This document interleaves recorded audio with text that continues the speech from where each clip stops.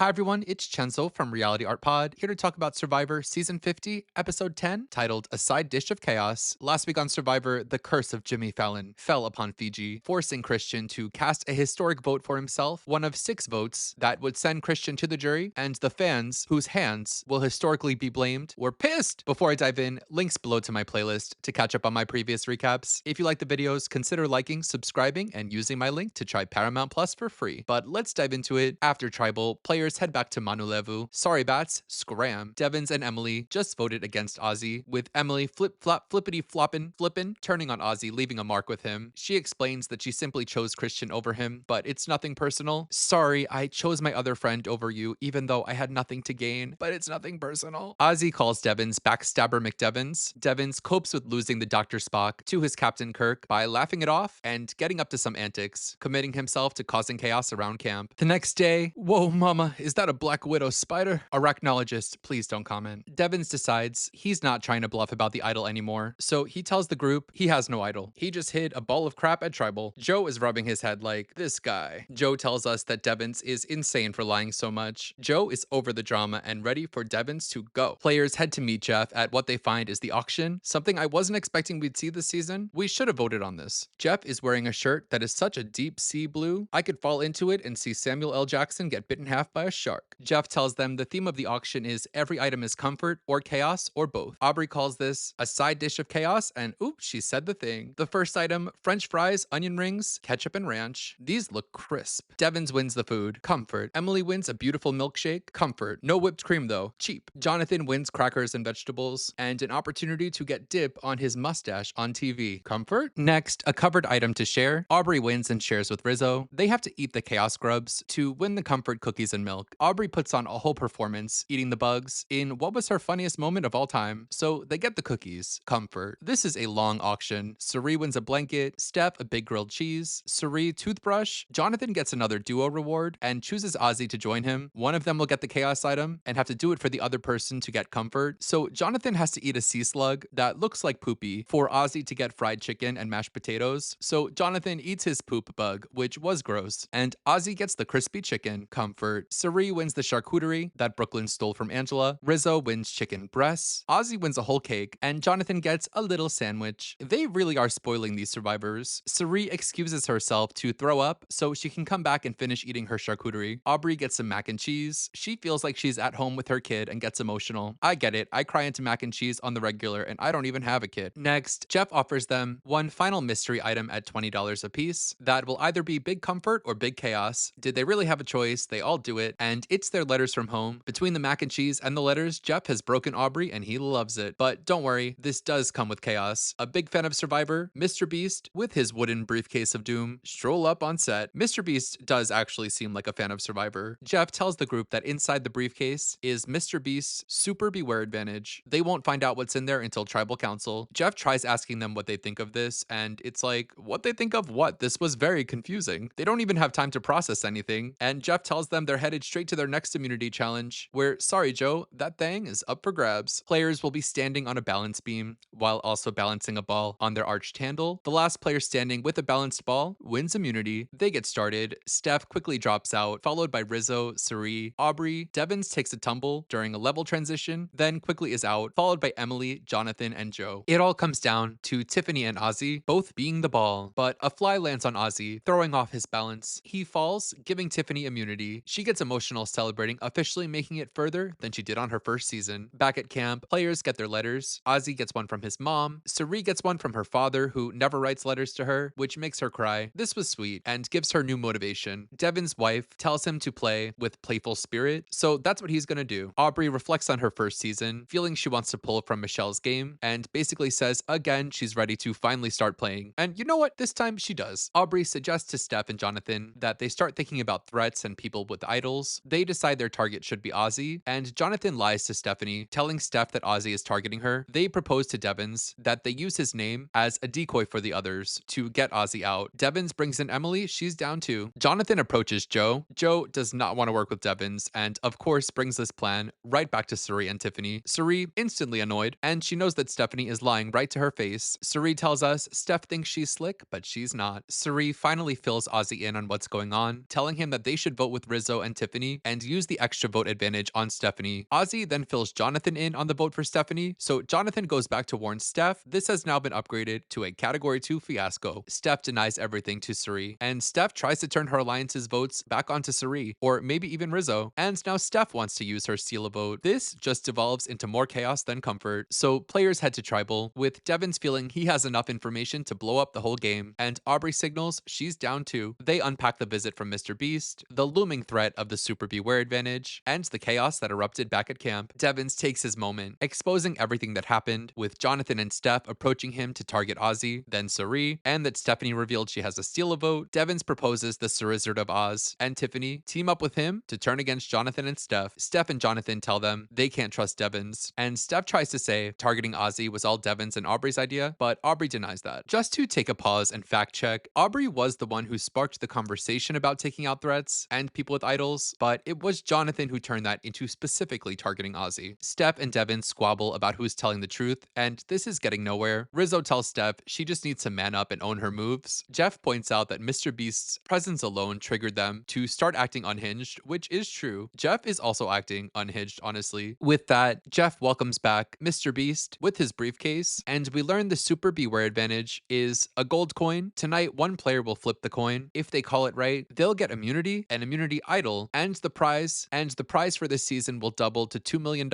courtesy of Mr. Beast. Then the group will still vote. If they don't call correctly, the person who flipped the coin is going home. They have to convince someone to volunteer, and if they don't volunteer, they'll have to draw rocks for who flips the coin. Devins is down for it, and they're gonna let him. So Devins flips his coin, calling heads correctly, so Devins will be safe. He gets handed an immunity idol, and the prize money is doubled to $2 million. Watching this in live time, it was pretty obvious Devins was going to succeed in this because there was like a half hour left in the episode. This is the kind of thing that warrants ending the episode on a cliffhanger with the coin spiraling in the air. The players spend some time talking about how amazing that was, and they say goodbye to Mr. Beast, Jimmy, who of all the celebrities was the biggest delight. And the twist was good. It caused plenty of chaos, made for good TV moments, pumped a real idol into the game, and doubled the prize. He needs to have a little talk with Jimmy Fallon and Billie Eilish. The players quickly resume with a live tribal, whispering, scrambling, and right before the vote, Steph decides to use her advantage and steal a vote, choosing to steal Devin's vote. And they head to voting. No other advantages are played, and when Jeff reads the votes, there's 2 votes in that thing for Aubrey, both from Steph, and 8 votes for Steph from everyone else except Rick, who did not vote. So we lose Steph here, who, after a disappointing run in Heroes vs. Villains and a long break from Survivor, comes back, saying she has the goal to redeem herself and prove that she's still the same Stephanie from her original seasons. She consistently performed well in challenges, especially tribal challenges, which is a win for her considering her origin. And she was playing well in the first half of the game, being in what seems like a strong alliance until a series of unfortunate events left her the last one standing in episode 6. But she finds some connection in the Honesty Integrity group, while still having those connections with Ozzy and Suri. Her season story climaxes with the journey she went on, where she overcame the shoulder injury and had the montage of her greatest moments. That felt like the celebration of Steph, and in that moment, I knew that was the best we were going to get from her this season. It all falls apart in this episode where she was playing the middle, but gets set up by Jonathan, her honest ally, who lied to her about Ozzy targeting her, which set Steph off on a misinformed and misled adventure that included lying to Suri's face, which was very cringe, though in order for a plan to take out Ozzy to work, she couldn't tell Suri. I think she played a decent game. She was trying things. She used the advantage when she needed to, despite being lied to at this tribal and told not to use it. With all that said, her biggest mistake this season was choosing the wrong side, choosing to stick with Jonathan over Cerizard of Oz, when she knows Suri and Ozzy personally and Rizzo from the starter tribe. It's just a weird decision to me and should have been explained. I have questions. With that said, we're at the final 9 with 3 episodes left, so you know we're in for some funny business in the coming weeks. Looking at these alliances, you've got Jonathan by himself with a bit of a resume too. This guy is a rat also. The way Jonathan dogged and gutted his one ally Stephanie in this episode and then didn't even vote for her to stay is insane. But he's a big threat and needs to be clipped. Aubrey, Devins, and Emily are still there, now with a real idol they can use, and they absolutely should use that as soon as possible because you have this group, the Cerizard of Oz, Loyal 3 with Tiffany, who hasn't left Suri's side in 2 rounds, and Joe, who will never flip over to work with Devons. To me, this is the final 5, unless the other 4 can get their stuff together and do something to crack this group. But like I said, I think this group would be a lovely final 5. My predictions for next week's episode are the Devons group spends the whole episode strategizing around the idol with a plan to play the idol, maybe get Suri out, and give themselves a chance to crack the numbers, and Suri will trick them into misplaying the idol. But that's all I have to say about this episode. Let me know in the comments what you thought about Mr. Beast and the twist, Steph's departure, and what are your predictions for next week. If you like this video, consider liking and subscribing. I'll be back next week with more Survivor. Until then, you know where to find me. Bye.